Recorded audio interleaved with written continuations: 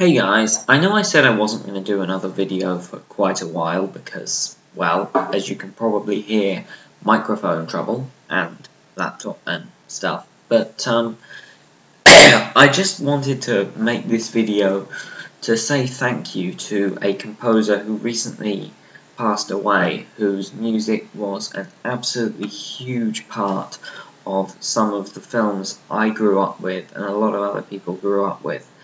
And I've recently been listening to some of his music again and looking at some and watching some of his films, the films he did the soundtracks of, it was simply a coincidence. I had no idea that, of course, that he was going to end up passing away in that plane crash yesterday.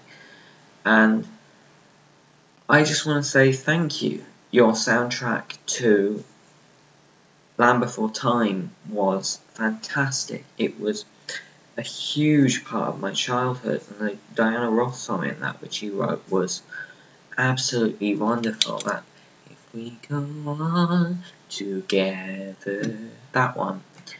It was just so beautiful and so beautifully written, and pretty well everything you ever wrote seemed as though it could fit in some kind of magical fantasy world when you listen to it separately from what it was from. But even when you listen to it with what it's from, it's perfect. You were one of the greatest composers of music for film I have ever come across.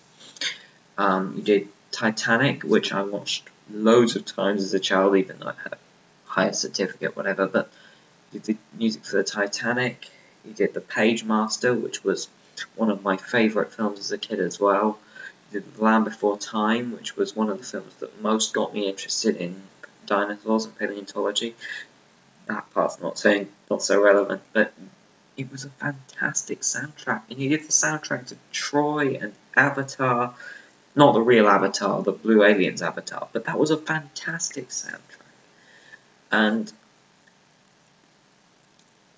I just want to say thank you for being such a huge part of my growing up and of the films I saw growing up and I've still been seeing.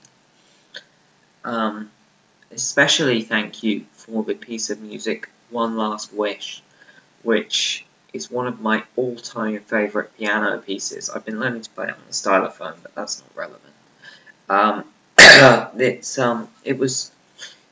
It was something he first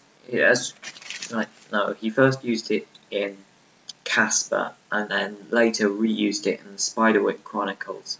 And I know some people might think reusing music, that's a bit lazy, but